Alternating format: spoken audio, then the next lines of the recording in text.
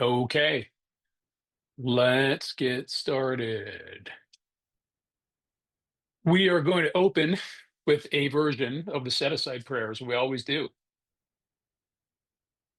God, please set aside everything that I think I know about myself, my unmanageability, my spiritual path, and you for an open mind and a new experience of myself, my unmanageability, my spiritual path, and especially you. Thanks for taking the steps with us. My name is David. I'm a recovered alcoholic and drug addict. And usually the other David G is here, but he had a very important family commitment he needed to honor today. So I will do all the talking. I'm a pretty good talker. So stick with me, guys. This is not a fellowship group or meeting. Instead, over 12 weeks, we have been taking the 12 steps of recovery all together, following the precise, specific, clear cut directions in the Big Book of Alcoholics Anonymous. Because this is not a fellowship group, anyone interested in the program recovery in the Big Book is welcome to take the steps with us. The goal is to take the steps and then learn how to take someone else quickly through the steps. Some other information and ground rules. Well, we are recording the audio. We'll share it in the WhatsApp group, and actually, you can get the links to all the audio at purposeofthisbook.com. Emily posted that a minute ago, but maybe do it again here, so you can get it via Spotify or Apple Podcasts, YouTube, etc. If you're not in the WhatsApp group, Emily just put the link for that in the chat as well. We're late in the game, but please commit to being here every week. But so is this week and next week, and try to stay on camera. I know some of you guys are at work and you can't, but it's ideal when we can all sort of be connected face to face. There's no attendee comment portion during the meeting, but we'll field questions. So put those questions in the chat, and we'll try to answer them as we go or at the end. And if there's any of these ideas that just aren't sitting with you and you need some help outside this study, let us know as well. Send us a private message, me or Emily, and we'll find some time to help you offline. As always, we are not the official Big Book experts or gurus. We're just going to share, our experience and knowledge from our study of the book and the teachings of other people in recovery. And our dictionary person is Emily. Wave to the crowd. Thank you. She'll help us with key definitions along the way. Although I don't think we have unique. Actually, I know we don't have any unique definitions this week because we're doing a recap today. And the resources we refer to or show in the study are generally available at the website, purposeofthisbook.com. So we are going to show a couple of worksheets that we showed in previous steps. You can download those from the website, and it's just a recovery website, guys. I always say it's not a commercial thing. There's no advertising on there. There's no money being made. It's strictly a list of stuff about 12-step recovery. Okay. So I say 60-second overview of the step we're taking today. Okay, well, I don't have 60 seconds. What I have is about 55 minutes. What we're going to be doing is I've been calling this a rapid fire, although I'll try to not talk too quickly. We're going to do a recap of steps, 1 through 11, how we got here. So as we go, as we go through this today, I'm just going to grab a cough drop. Make sure I'm not annoying you guys. As we go through this, what I'm going to do is I'm going to read the steps, and then I'll give some key ideas about it, and probably some supporting ideas that hopefully will help these things really sink in. And as I said in our introduction, the whole idea here is to get everybody armed enough that you can leave these studies we've been doing and go take somebody else through the steps. Because I'll tell you this, we need help. There's just never enough people carrying the message in 12-step recovery. Okay. So let's get this thing started. So, as I'm thinking about the steps, I'm always thinking about, rarely have we seen a person fail who has thoroughly followed our path. Right? That's how chapter 5, how it works, begins. You've heard it a million times. So that's what we're really talking about week in, week out, the last 3 months, the steps. The steps are not just a list of principles. This is a spiritual way of life. It's a path that brings us into contact with power. The only power strong enough to overcome our alcoholism, our addiction. So these steps, taken in order and with guidance, right? A Big Book sponsor, ideally, open the door to freedom, complete freedom, not just from drinking or drugs, but from the inner torment that led us there. Those of you guys who know me, have been studying me, I'm always talking about the problems are in our head, our heart, and our gut, right? That's the spiritual malady. So today, tonight, this morning, wherever you are, I'm going to walk back through the first 11 steps, I said, I'm going to quote them as they appear and how it works. I'm going to explain them simply, include some examples. So hopefully they stick, right? And you can carry these ideas back. No, I was going to say no personal anecdotes. I can't promise that. Fewer personal anecdotes. I just want to try to focus on the steps and a strong encouragement, for you guys to go take somebody else through them. So step one, everybody's heard it a million times, right? We know it pretty well. We admitted we were powerless over alcohol. Dash that our lives had become unmanageable. And again, this is a multi-fellowship study, but I just read the steps as they come out of AA because that's the original 12-step program, right? But if you're in OA, you're in CA, DAA, substitute those words so it makes sense for you, okay? So what is step one? So this is concession. It's not confession. This is a collapse of self-will. We have to stop negotiating and start telling the truth in one. Finally acknowledge that we're beat, not morally weak, but spiritually defeated. Remember, back in the day, before we understood that alcoholism, the drug addiction was an illness, that's what they thought. They just thought we were morally weak, that we were sort of bad people. It's not the case. We're spiritually ill, spiritually defeated, right? Empty souls. Powerlessness means we cannot stay stopped. Remember that powerlessness comes in two parts: the physical powerlessness. I break out in craving as soon as I put the alcohol in my body. I have an allergic reaction. And then the mental powerlessness. I can stop occasionally, but I can just never stay stopped. This is like I cannot stay stopped, not by choice, not by willpower, not by knowledge. As David always says, other David, no power, no choice, no control. Our mental defense, and I should speak in the first person. My mental defense is gone when I need it most. Even after the pain, consequences, vows, solemn oaths, I drink again against my own better judgment. And ultimately, after the dash, guys, the powerlessness is a problem. The powerlessness over alcohol, the powerlessness over cocaine, the powerlessness over overeating, whatever my powerlessness is, that is a problem. But my real problem comes after the dash. It's the unmanageability. It's the spiritual malady, the spiritual illness, right? The unmanageability, it's not just the chaos in my life, it's spiritual bankruptcy. Can't live on self propulsion anymore. My inner life is unlivable. It's filled with fear, shame, pride, guilt, and I've lost the ability to navigate. So think about this. It's like I'm trying to fight against this thing that I'm always overmatched. It's like trying to fight against gravity. No matter how hard I tried, I'm always going to fall over. All right. I can't stay upright. My best efforts fail because I'm dealing with a force that I don't control, which was very difficult for this alcoholic and drug addict because I always wanted to feel like I had control over everything. A little later in the book, right, and more about alcoholism, the idea that somehow someday he'll control and enjoy his drinking is a great obsession, right, of every alcoholic. I think that's page 30, if I'm not mistaken.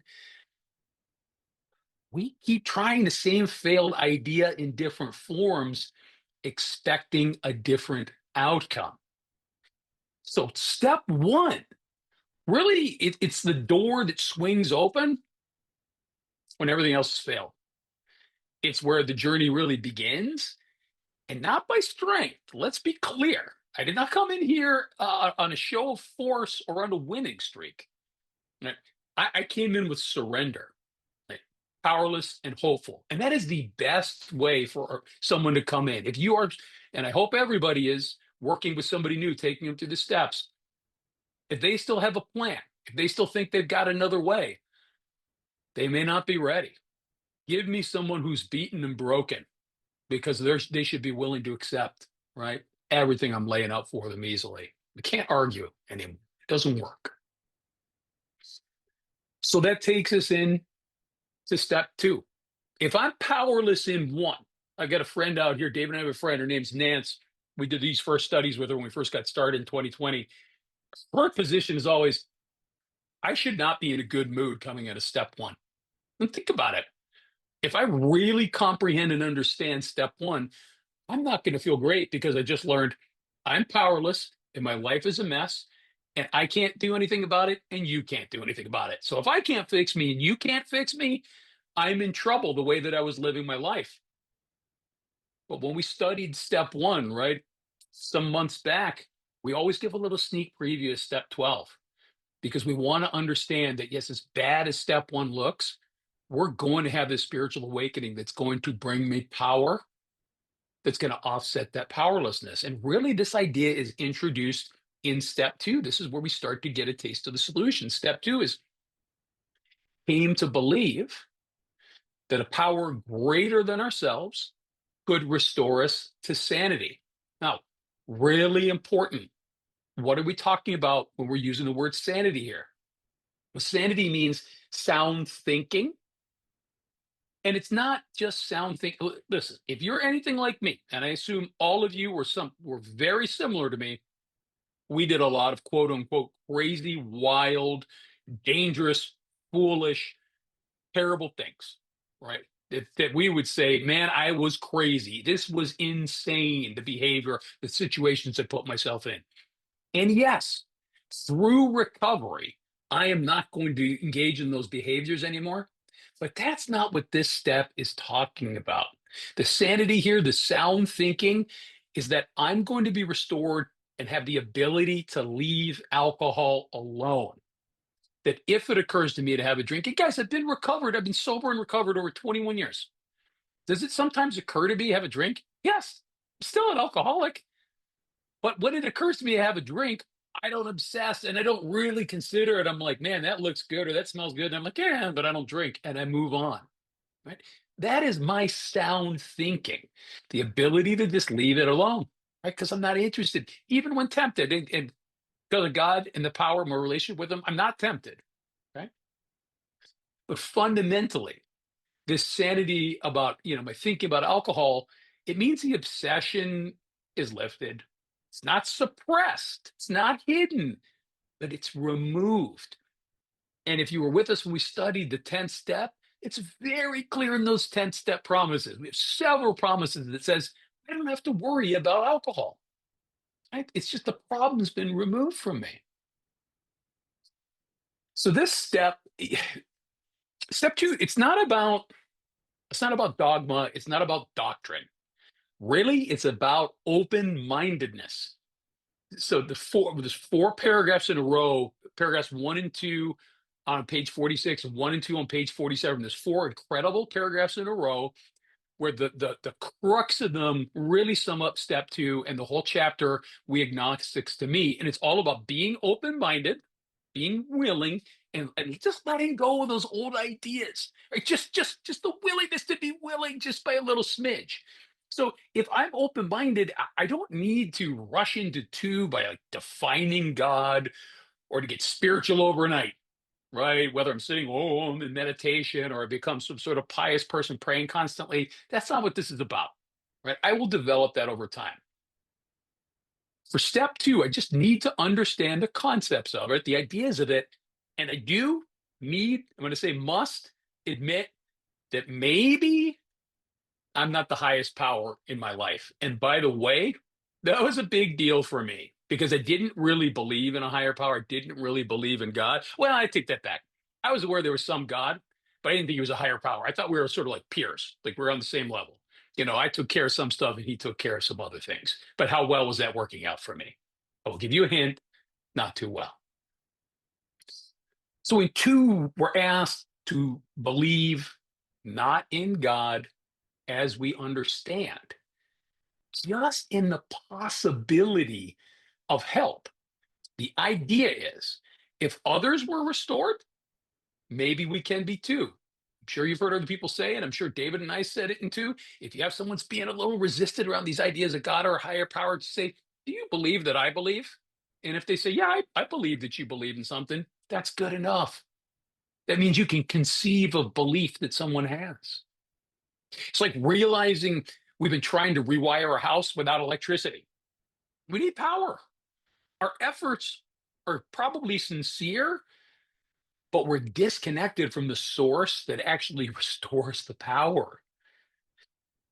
And on page 55, we love going to this one when we're studying too, because earlier on 45, we talk about lack of power and where can we find that power, and it gets paid off 10 pages later in 55. It says a great reality is deep down within us. God isn't far off. We just haven't cleared away what blocks us from that truth. And I always say, God's been living down in my belly, deep down inside of us, the literature says. And I know how I was blocking him out. I was blocking him up and pouring alcohol and cocaine on top of him for 30 years. Or not 30 years, but however long I was drinking and drugging before I got sober and recovered. So step 2 is intended to restore hope that healing is possible. It doesn't demand belief. It really doesn't. It just, as I said, it's just a crack of willingness, right? For hope and belief and then faith to enter. And on faith, that's really the transition into step 3. So step 3 made a decision to turn our will and our lives over to the care of God as we understood him. This is the decision to launch into action. This is so important here, guys, right? So it's not just a decision, it's a commitment. The decision I'm making is that I'm going to commit to taking the rest of the steps, that I'm going to follow through. Because 1, 2, and 3, these first 3 steps, they're really about comprehension, guys. They're really about understanding. The work, actual action, begins in 4. And everything before that is just conversation with someone who understands the steps. So this is the decision, this is the commitment to launch into action. Not just believe, again, but surrender to this process. I have to stop playing God. I make a choice to follow this new path, even if I don't know what that's going to look like yet. The new path is I'm not running the show. I'm turning this over to a higher power. He's going to run the show. Right? So it says our will and our lives. Our will, that's my thoughts. That's what's in my head. And our lives, that's my actions. Those are the things I do. So I'm going to turn over all of my thinking and all of my actions to God. Both are turned over to God. I stop playing God and I start learning how to live in alignment with a greater purpose. Right? This is the spiritual pivot. My friends, welcome. Howard and Kathy, good to see you both. So this is the pivot in step 3. It's where I move from self-centeredness, running the show, thinking I'm all powerful, to God-centeredness. Right? I become his agent. This is the keystone that's described in the book, right? With the building sort of masonry concept of the arc. This is the keystone decision that allows the rest of the arch to hold. So we're not, I mentioned this in passing back on 60, we're no longer the director of the play. Right? Which I never was in the first place, by the way. I was just an actor. I was just a character. I was just tree number 3. But now I'm no longer trying to be the director because I've seen the chaos that my self-will creates. I need to let God take the lead. He's the director. Not only is he the director, God is the director, the producer, and the star of the show. Now I really just become tree number 3, right? And God's going to tell me what my leaves look like, how to make shade over people. And I do this, we get into the 3rd step prayer in step 3. All right, God, I offer myself to thee to do with me. You guys know it. And if you don't, refer to the book. This 3rd step prayer, that's my declaration of intent. This is how I start to fulfill not just the decision, but the commitment to shift to this God-centered life. Right? Instead of me trying to control life, I have to shift to become this instrument of God's will. It talks about God being the father, we're his child. He's the principal, we're agent. That's the one I like best. The agent is I go out and act and work on behalf of God. Right? And ultimately to me, step 3 sets up steps 4 through 9. It's this contract, it's this commitment before the work begins. Because without this decision, I don't see how the following actions are going to have the spiritual fuel that they need. Right? So 1, 2, and 3, I got to understand them. I need to talk them out with somebody who understands them. So I've got full comprehension. I don't have to be fully in. It's okay. In 2, remember, I'm coming to believe. In 3, I'm making a decision. But how do I prove out that decision? How do I prove out that commitment? I get busy in 4. So give me just a sec here, and then I'll have you show the worksheet in just a minute. Em. So step 4, made a searching and fearless moral inventory of ourselves. So this is the first action step. This is where we begin to uncover what's blocking me from God. I'm going to see it in black and white. It's where the healing begins. So we take stock of our resentments, fears, and sex conduct, right? Our sex harms.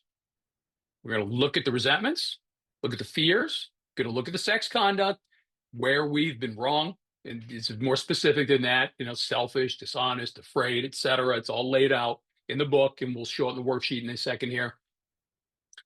And what happens as this content gets written in the 4-step inventory is that these patterns reveal our real troubles, which, spoiler alert, have very little to do with alcohol or drugs, to the other things I'm powerless over.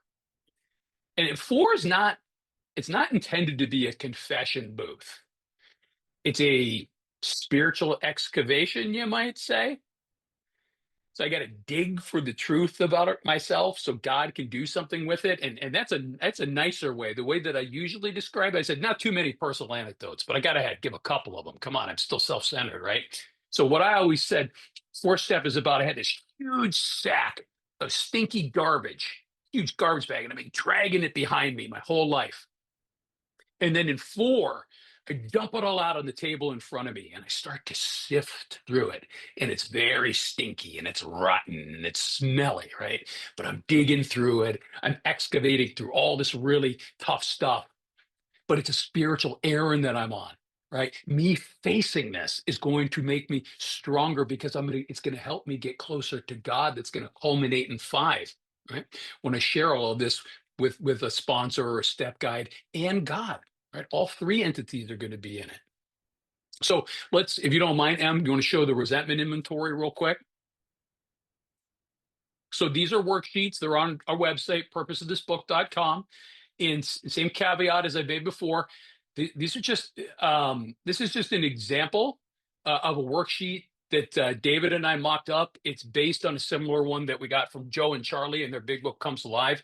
We changed it a little from theirs so that Joe and Charlie had integrated some ideas from the 12 and 12, and that's like advanced stuff. So we tried to simplify it. Not that we know better than Joe and Charlie. That's not the case. Joe and Charlie are the gold standard of teaching the big book. We just wanted to limit it to only terminology that was right in the 4-step in the big book. So it's a worksheet. You don't have to use a worksheet. You can write it out in columns just like the book shows. You can write it in narrative form. The key is nothing counted but thoroughness and honesty. If you say, I don't know if I did my 4-step right, it's 2 questions. Was I thorough and was I honest? And if you can answer yes to both, you did it the right way. So this simulates, though, the 3 columns that are listed out in the book. First column I'm resentful at. These are the people, institutions, and principles, ideas that I'm resentful at. And again, people, that's real easy. I can say, oh, I'm resentful at Andy because he's better at giving promises talks than I am, and so I resent him, and because he gave one earlier today, right? And he makes the effects by so on and such forth, right? So I'm resentful at Andy because he's a better speaker. That's the second column illustrated in the big book, and then the third one, and we have these questions. How does that affect me? Well, it affects my self-esteem because I don't feel as good compared to Andy. It doesn't affect my pocketbooks because I do this for fun and for free. But I'm ambitions because I'm egocentric to be a circuit speaker. So Andy's going to be that before me, right? This is all about my ego. It's all about how I feel about me and how I hope you feel about me as well. Those are the first 3 columns that are shown in the book. And then we get into the 4th column, and it's not illustrated in the book, but it's the most important part. It's explained 2 pages after the chart. This is not my part. I don't have a part in these resentments, guys. I have my clear mistakes and faults. Okay. Because if I have a part in this, that means you have a part in this. And the point is not for you to have a part. This is about me. This is about me looking at my behavior. What were the exact natures of my wrongs? What were my mistakes? Where was I to blame? Where were my faults? And where there's little check boxes so you can check selfish, dishonest, self-seeking, frightened. But the check boxes are insufficient. In the mistakes and faults, I need to explain where I was selfish, dishonest, self-seeking, and frightened. Where, right, was I wrong? And this is not a novel, guys. I said you could do it in narrative form, yes. Try to keep your I'm resentful at and the causes, the mistakes and faults to about 20 words max. Because the longer I go, the more it turns into a justification of my behavior. And it's very dangerous for an alcoholic and addict. We have a fear inventory. Can you go to page 2? Similar, but it's 2 columns. What am I afraid of? Right? And why do I have this fear? And the book tells me why I have these fears because self-reliance failed me. But I do a little writing about how did this self-reliance fail me? Okay, same approach. And the fears don't have to necessarily have anything to do with resentments. So these are resentments, right? Where I was upset with people basically, but then I look at what were my mistakes and faults? Why was I upset? What am I afraid of? And listen, if you want to put I'm afraid of snakes and spiders and going to prison and things like that, that's fine.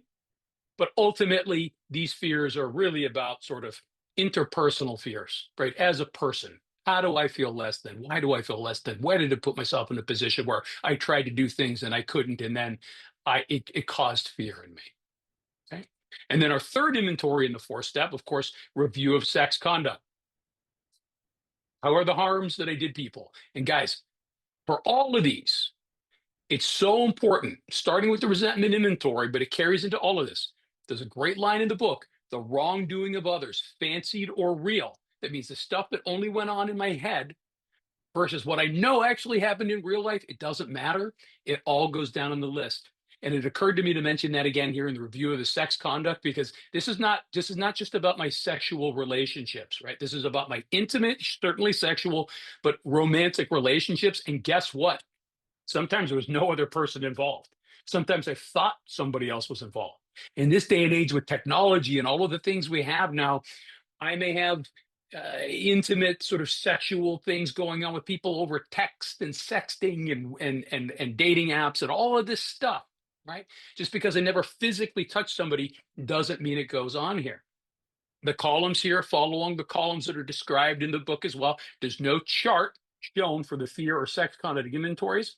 But if you follow along the language in the book, you'll see that our columns follow that along. So where had I been selfish, dishonest, and inconsiderate in my sexual, romantic, intimate relationships? Who did I hurt? And remember, it's not just the person that I was involved with. What if I was involved with a woman and she had kids and I had an ugly breakup because I was doing all sorts of wrong things. Now those kids don't have me in their life. That I unjustifiably aroused jealousy, suspicion, or bitterness in that relationship. Where was I at fault? Black and white. How did I mess up? What did I do wrong? Not, oh, because she da da da. Strictly where was I at fault? And then here's the payoff. What should I have done instead? Right? Also black and white. Shouldn't have been a jerk. Shouldn't have run around on her. Right? Should have come home on time. Shouldn't have had lipstick on my collar. Those types of things. This is all written inventory and nothing counted but thoroughness and honesty. Key takeaways, guys. Your inventory is ours, not the other person's. I got to own my faults and mistakes. I got to stop blaming. I got to start looking inward because inside is the only place a change is going to happen. Right? Internal illness, alcoholism, drug addiction, internal solution. I should have mentioned this sooner. Resentments are the number one offender. Remember, they destroy more alcoholics than anything else. Over 2 pages, 5 times it's told to me, resentments are going to kill me. 5 times. It doesn't tell me 5 times in 2 pages that alcohol or drugs are going to kill me. It says resentments are going to kill me. These resentments block me from the sunlight of the spirit. I think they protect me. I thought they empowered me, but really they imprison me spiritually, emotionally, even sometimes physically. And on the fear inventory, a fearless inventory is not about courage. It's about obedience to the process. I follow the directions, not the feelings. As I get into it and I put all that scary stuff down, the fear is going to start to fade, right? The faith of following the action will start to make me feel better. I guarantee you, this is all like I'm clearing the clogged pipeline so that the power can flow again, or maybe flow for the first time in some cases, right? None of this is about guilt or shame. This is not about self flagellation. This is about restoring or beginning connection. So then we've got this thing written, which is pretty cool. So what do I do next? Well, I move on to step 5. Right? So I admitted to God, to ourselves, and to another human being the exact nature of our wrongs. In 5, this is where the isolation ends. Secrets, you know, a secret shared is a secret, sort of diminished. So they lose their power in the light of sharing. When I speak it aloud, I become free of the burden of those silent secrets I've been carrying forever. I'm not just dumping my inventory. I talked about that analogy of I did talk about you're sort of dumping it. So I guess I'm contradicting myself. I am dumping it on the table, right? But I'm not dumping it and then just saying, "Here, sponsor, you deal with it," because that's not what I'm doing. I'm trying to seek some clarity on all of it. Maybe some humility, the beginnings of that, some spiritual connection to another person, and certainly to my higher power. I want to see myself truthfully and be witness in the truth. Remember, I'm not only sharing this with the person who's hearing my 5th step, but I'm sharing this formally with God as well. Right? So God already knows technically, but I need to know and I need to say it out loud to break through any denial or delusion that I had. This is how transformation becomes possible. What's the direction? There's not that much direction on 5. The most key part is we pocket our pride and go to it. That's the approach that I make in 5. Illuminating every twisted character, so on and such forth. But the key is I just do this. I don't hem and haw. I don't do a bunch of defending. I just go. Pride is the thing that's going to block me from growing. So step 5 is intended to, again, break the silence, break the secrets, and get light into the dark corners. Done right, I would argue, step 5 feels like cleansing, walk away lighter. I felt like $1,000,000 after my first formal 5th step. Uh, I think a lot of people experience peace and joy for the first time in years. Not from the talking per se, that's the mechanism, but just from the truth, right? It's like a step towards freedom to start to release all this stuff. All of this was inside in my belly, for 30 years. Let's see, I was 31 when I did my first 5th step. I'd been carrying this stuff. I used to have stomach aches all the time because that's where I kept all of my resentments and all my fears, all my harms sat right in my belly. The step is about honesty with God, fellowship with another. The connection heals what isolation fed. I'm no longer alone, rather, with my mess. And we talk about this periodically too. There's 3 legacies, in 12-step recovery that's represented by an equilateral triangle. It means all 3 sides are the same. They're all in balance. And those sides are, the base of the triangle is recovery. That's our steps. Right? One of the sides is unity. That's our fellowship, and it's bound by our traditions. And then the other side of the triangle is service, which is enabled by our concepts. And the reason why I bring this up at 5 is whether you are reading the 5th step or you're hearing the 5th step, we're doing all 3 sides of the triangle at the same time. That's what's so cool about step 5, right? Because we're doing a step, so we're automatically in the program of recovery. We're doing it with another human being, so we're automatically in unity. And then we're engaging in this practice of one alcoholic helping another. That's service. Right? So you want to be in all 3 sides of the triangle, go listen to a 5th step, right? It's beautiful. Now notice, and we stress this, when we got to step 5, 6, and 7, we did it all in just 1 hour because there's really not that much to say about all 3 steps the first time formally working them. right? 5, 6, and 7, there's just not that much to discuss. Later, after you get sober and recovered and stable, and you're working on those 9-step amends, and you're living in the daily disciplines of steps 10, 11, and 12, then go back and study word by word, line by line. Go read the 12 and 12. Go read AA Comes of Age and Language of the Heart and all of the other great literature and all the fellowships. Do that stuff to get a deeper, greater understanding of 6 and 7, please. But at the beginning, this is a sprint. I must get through these steps quickly to make sure I don't drink or drug again or do something else dangerous. Right. And 5, 6, and 7, it's just a few paragraphs in the book. It really is. So in 6, I almost forgot to read it. We're entirely ready to have God remove all these defects of character. This is about willingness, not removal. I'm entirely ready. So it means I'm willing to have God, remove these from me. So I'm trying to prepare my heart for this change, but I don't demand it. God doesn't respond very well to demands anyway. And readiness means we stop defending our own ways. And so I've been asked, how do I know if I'm ready? How do I know if I'm willing? And I go back and say, again, were you thorough and honest in your 4th and 5th step? And if the answer is yes, you're probably not going to have a lot of trouble with 5. Because what my experience was when I looked at that final column, that 4th column in the resentment inventory, I did not like that person that I was now understood who I was. Right. I wanted to be a different guy. So I was entirely ready to have God remove that from me. I absolutely was. Right. I had to acknowledge that I can't remove these defects myself, just as I couldn't stop drinking or drugging on my own. I needed divine intervention, not just insight or, effort.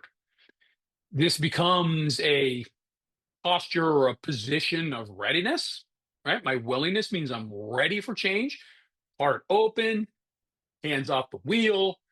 I become willing to let go of the traits that once helped me survive, but it's now blocking me from living. Right? All of those things I held on to for so long. I needed to survive, but there's such a big difference between surviving and living and thriving, guys. This is like being on an operating table. It's timely for me. It was 4 weeks ago today. I was on the operating table, right? I got to be still and will, because God cannot remove what I'm still clinging to, right? The surgeon was not going to be able to fix my neck if I went in like this. Oh, I guess he was going to have his way after they knocked me out, right? But you understand the point I'm trying to make here. Readiness is a surgeon's green light, right? When I went in and I said, I'm okay, no need to drug me ahead of time. You can wheel me into the operating room. I want to have this surgery. I was surrendering to the process, right? Surrendering to the surgery, to the surgeon, the higher power, the same way I do to God in this.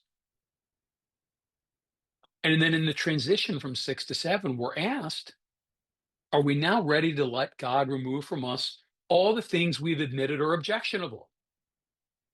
If not, we're instructed to pray for willingness. God is going to do the heavy lifting, but we have to stop resisting. And my last point on step 6, I always say, I think step 6 is the easiest step because of what I saw in the 4-step inventory that I wrote and what I shared in 5. I'm entirely ready to be somebody different, right? Step 7 gets a little trickier. This is where I have to humbly ask him to remove our shortcomings. Super short step, but profound. And for my money, very, very difficult, because I have to ask God for help. And how do I have to do it? Humbly. That means this is an acknowledgement that only God can change my character. It was very difficult for me to accept at the beginning. Right? Today, it's easy. I get I'm flawed and limited and finite. It's not how I felt at the beginning. I had so much self, right? This is not an errand of self improvement. This is, again, God's going to do the heavy lifting. I'm not going to manage or negotiate the defects. I'm going to surrender them again. I keep talking about surrender, and you can come up with, I guess, some synonyms, but this is about Whenever I say, I'm done, God, you take over, it's another act of surrender. It's me saying, I can't do, I need you to do, please. Humbly, I ask you, God, right? Make me better. Please fix me so that I can do your will. My role in all of this is to ask, right? To have him remove the shortcomings, cooperate. That's the hardest part. I'll say more about that in a second. And then watch what happens, right? From this discipline. This is a relationship of faith and trust and growing maturity in the process. But the cooperation, this is why I say sometimes, no, frequently, step 7 might be the most difficult for me. I said 6 is the easiest because it's easy to see all those defects in my character. But in 7, I have to ask God to take those things away from me that I clung to for so long, which also means I have to stop doing those things. I have to put the effort in to stop being a jerk, to stop running my mouth, to stop running around on women, to stop getting into fistfights, all those things. And if I make the effort, as I start walking up the steep hill, God will get behind me and he'll help push me, but he's not going to drag me up the hill. He's only going to get behind me if I start walking.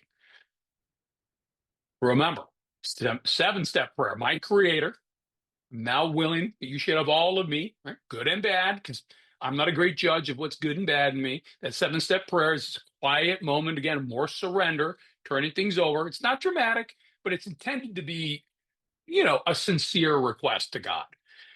This is more about spiritual housekeeping.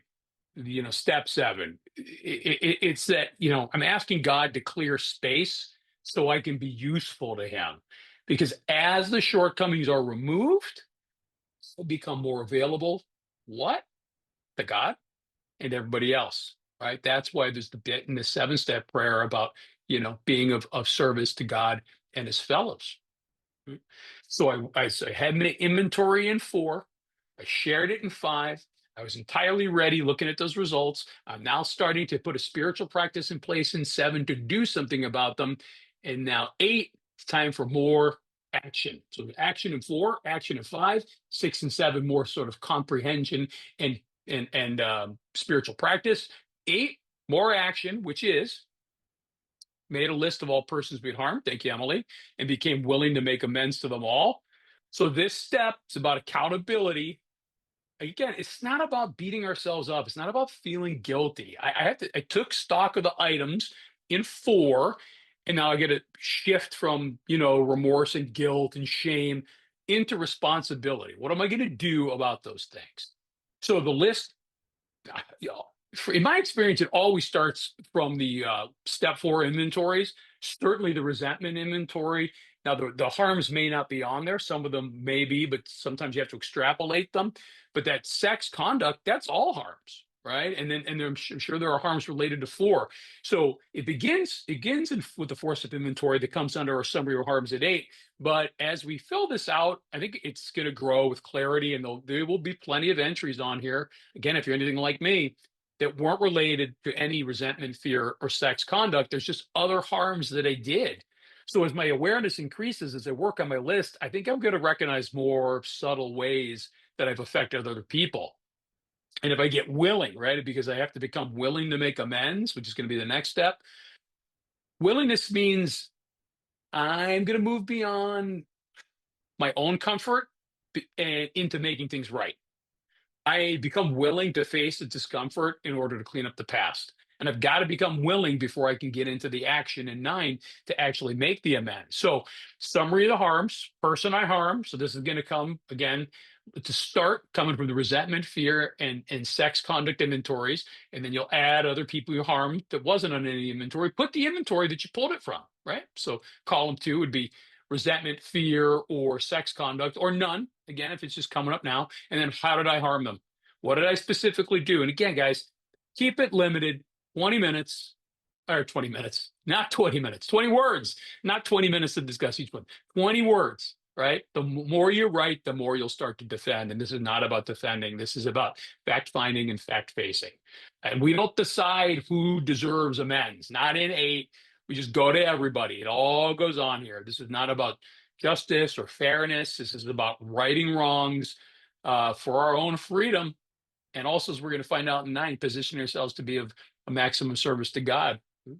This is about preparation. So I make the list, I prepare, and I become willing. We're not out making the amends yet. But it is essential to 9, because if I don't make the list and I'm not willing, then I'm going to mess up in 9, or just avoid making the amends altogether. And let's agree, it comes out of experience. Willingness often comes in stages or waves, and God will help me.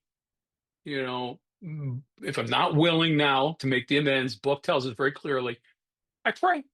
I pray for the willingness to become willing, because willingness in and of itself is another one of the spiritual gifts. It's not a personality trait, right? It's something that gets bestowed upon us from taking this action, from doing esteemable things, from fulfilling my commitment that I made in step 3. So when the list is complete, again, thorough and honest, that's how I know it's complete. I move on to step 9. And you can take it down. Thanks, Em. So step 9, how am I doing on time? Okay, it's going to be photo finish. Made direct amends to such people wherever possible, except when to do so would injure them or others. I could go on for hours about step 9 and the different kinds of amends. I do not have the luxury of time to do that. So please go back and listen. We did 3 hours earlier in this on 8 and 9. So step 9, you guys know this. You go to a lot of meetings, at least in AA, you probably hear, oh, someone read the promises. Well, there's promises all throughout the book, but the most, I would say, popular promises are the ones that we find in the 9th step. So this is where those promises, those 9th-step promises live. Those are the promises of what it's going to look like when I'm healing spiritually, when the stuff that's in my head, my heart, and my gut, all those bedevilments in page 52, all of these things become overcome, right? When my thoughts, my emotions, and my attitudes get cast aside and replaced with new, better ones. That's what those promises are talking about. My healing becomes real when I go directly to those I've harmed and I try to set things right. And I say try. I don't like the word try, right? Yoda hates the word try, do or do not. But the thing is, I can't control whether or not I set things right. Only I can, all I can do is go and offer sincere, well constructed amends in the way that I am told to in the book. If somebody doesn't accept them, that's on them. But if I did it the right way, I know my side of the street is clean, that I did it the way God would have had me offer those amends. This is not, oh, I'm sorry. But let me also say this. The reason we say it's not an I'm sorry is because how many times did you guys say sorry? I'm sorry in the past, right? That's meaningless. But I will say, some people we approach do want to hear, I'm sorry. And so it's okay to say that or I apologize. But the more important part is, here's what I did, right? And then I read the stuff that I've prepared in writing. And then I ask, part 2 is there anything else you'd like to tell me, ways in which I've harmed you? And then you shut up. I shut up for 45 minutes while they go, and they didn't even have to write a list. They knew this. They're familiar with how I harm them. And then the key part is, how can I make this right? What can I do to right these wrongs, these harms? This is about restitution. This is not about relief, right? So restitution, not just apology, right? Making amends means I'm changing my behavior. That's one part of making amends. But the other part is the making things right. It's making restitution. It might be financial restitution. That's what we think about a lot, but there could be many other ways. There may be restitution and change in the relationship I have with them. There's many different examples that are given in the book in the 9th step. Okay. And again, time doesn't permit for me to go so much deeper on that. But this is action I must take based on humility and spiritual guidance, not emotion, and certainly not avoidance. We go to them in a helpful and forgiving spirit. That is some direction. There's a lot of direction on 9 in the book. I don't go to get something, right? I go to give. I go to own my mistakes and faults and to make things right. Some amends take time. Others can happen quickly, right? This is part of planning this with your sponsor, your step guide, to figure out what is the right order to do these. But all of it requires God's direction and I would say counsel. I need to seek guidance in each case so that my actions are led by spiritual principle, not by emotion, not by fear, not by anxiousness to get it behind me. And here, well, listen, we don't get to skip any steps. We certainly don't get to skip this one because this is where we clean the wreckage of our past up. And if I don't practice this step, all of it thoroughly, the past is still going to own me and it's going to block my usefulness. Remember, this is about the ninth step is not about my relief or even my freedom. Number one, it's really about positioning myself to be of maximum service to God and all of his kids, all 8 billion of them on this planet. It's like rebuilding a burned bridge, one plank at a time. These amends are not about getting over it, but it's about restoring what was damaged brick by brick so I can now be that agent of God, which leads us into 10. And again, I said this earlier, I'm going to say it again. By the time you've got someone into step 9, they immediately start steps 10, 11, 12. There is no waiting. Sometimes 9 can take years to do because people aren't willing to hear us, so we have to find them, whatever the case. And the book is clear, right? As we clean up the past, we immediately get into 10, 11, and 12. So what is step 10? Continued to take personal inventory. And when we were wrong, promptly admitted it. This is daily spiritual maintenance. It's not a one-time fix, right? So 4 through 9 is how I get recovered. 10, 11, 12 is how I stayed recovered and grow, right? Enlarge, grow in understanding and effectiveness. So this is how I stay clean and clear and grow. It's really the same process as steps 4 through 9, like I said, but it's in a miniature form. I recognize the patterns, admit fault, and make corrections in real time. Keeps the channel to God clean. This step is intended to protect the progress I've made, deepen my freedom, keep me from snowballing problems again. This is a spot check inventory done throughout the day. In any given day, I'm sure there's at least one 10-step spot check I need to do. Yeah, maybe dozens or hundreds, depending on how spiritually fit I was as the day got started, right? Did I start my day with God in 11? That's going to have a lot to do with how my spot checks go in 10 over the course of the day. Key idea here, guys. We've entered the world of the spirit. I've entered the world of the spirit. What a cool idea that is. The step 10 is not about crisis control as I'm going through my day. Rather, it's about like living spiritually as a normal course of how I approach life. The 10th step is it's where I catch my ego before it runs wild, before I say or do something stupid. It's supposed to keep me right sized and teach me to live free of resentment, fear, guilt, and self. And promptness is the key, right? Immediately get into the disciplines of 10 because delay is only going to invite more spiritual disease. I got to clean up as we go, or I'm going to risk building another backlog of spiritual debris. I'd much rather deal with a one-off 10 step that I need to take to my sponsor or one of my running buddies than to go through another 40-page fourth step like I did the first time I went through this, right? So much easier to just check these little ones off as I go along. Step 11, big finish here, all right? Sought through prayer and meditation to improve our conscious contact with God as we understood him, praying only for knowledge of his will for us and the power to carry that out. This is my ongoing relationship with God. This is not, so I was going to say it's not about ritual, but I do think sometimes ritual behavior, discipline behavior, common practices, I have a routine, that's important to me, but that's not ultimately what it's about. What this is really about is connection. This is about what am I doing to maintain and grow my relationship with God.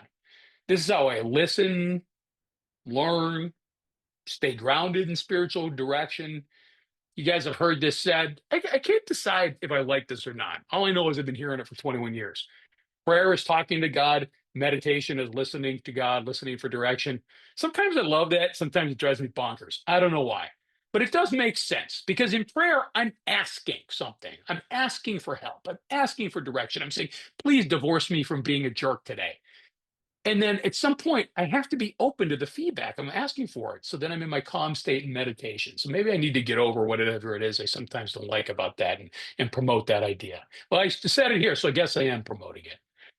But ultimately, prayer and meditation that's espoused in 11, that's supposed to give me access to wisdom, inner strength, and peace. That's really what I'm courting here as an agent of God. The step needs to help me, in conjunction with step 10, sustain the spiritual change that I've made. This is where I grow. It's going to turn recovery from a process into a way of life. I say this a lot. Again, those of you guys who've been studying with us, I talk about the mechanics of the steps, and I'm a big believer that I have to take a mechanical approach to all the step actions at the beginning because I don't understand spirituality. I don't have a spiritual life yet. But these mechanics, the process, the mechanics always beget miracles, right? Doing these action things. That's what helps me improve my relationship with God. Thy will not mine be done. Page 88. My page references I get from memory. I think that's right. Um, this prayer is intended to center me. We're not trying to get God to serve us. God, you must do this for me now. No, but to serve God. God, if you can help me with this thing, then I can go do your bidding. Right. This is designed for practically, there's morning time, evening time, right? It's all written in the big book. And during the day is written in the 10th step in the big book. There's actual instructions. Again, there's mechanics, how to go about this. There's a whole method for conscious contact, not just a suggestion. And this is all written out very clearly. Step 11 is where I'm asking for power. And say this all the time too. I'm not asking for God to give me the power to fix me, because if he gave me power, I'm going to be like an evil villain in the Marvel universe, and I'm going to turn into like a super villain myself. I will misuse power. I cannot have power. I'm asking God to please use his power to fix me and to help me grow so that, again, I can be his agent. So I'm asking for power. I'm not really asking for outcomes here. I just need to seek the strength to carry out God's will and not to try to manipulate life into what I want, right? My needs and wants need to start to settle down to the bottom. And then step 12, well, we're going to get into step 12 next week. But how does that start? Having had a spiritual awakening as the result of these steps, the singular result of these steps. That's what's going to come next. But it's worth pausing here for a sec to set it up. That spiritual awakening we're going to be talking about. That's the result of taking these steps. You don't get, first person singular. I don't get the spiritual awakening by studying them or admiring them, but by doing them. Listen, it's great to study. This is literally a big book 12-step study. But the study alone, the theory, the talking about it, that doesn't produce the awakening. The actions, right? That's what gets me the awakening. I do this work to get well, but I also do it so I can carry the message to others. Again, sort of the point of what we're doing here. And then you guys go carry the message to others. The steps weren't meant to stop with us, they were meant to flow. And I'll get into this next week. We're going to talk about this idea I came up with a few years ago called 3 to the 15th power. It's very important about carrying the message. I'll save it to next week. But this is the key, is the steps. It's not intended to stop with me. They're intended to flow like this power through a wire, to carry the analogy. It goes from God to me to the next person who suffers. So if you've already been through these steps, go take someone else, please, for the love of God himself, right? And if you haven't, seek some help from someone who has. If you've never taken somebody through the work because you're scared still, you're still sitting in fear, pray for the willingness to do this. And how about this? Pray to God to deliver you someone to take through the steps. All right. One of my guys, he was on here. He might not be. He says at work, uh, he's just for the first time taking some guys through the steps. He's nervous like everybody else. I say, turn on these recordings of me and David talking. We're literally explaining everything in the steps. Listen to it together. Stop, pause, and say, did you understand this? Right? This is the path. Let's walk it together and then bring everyone with us. So thanks for being here with me this week, guys. Next week, David will be back. Step 12, big finale.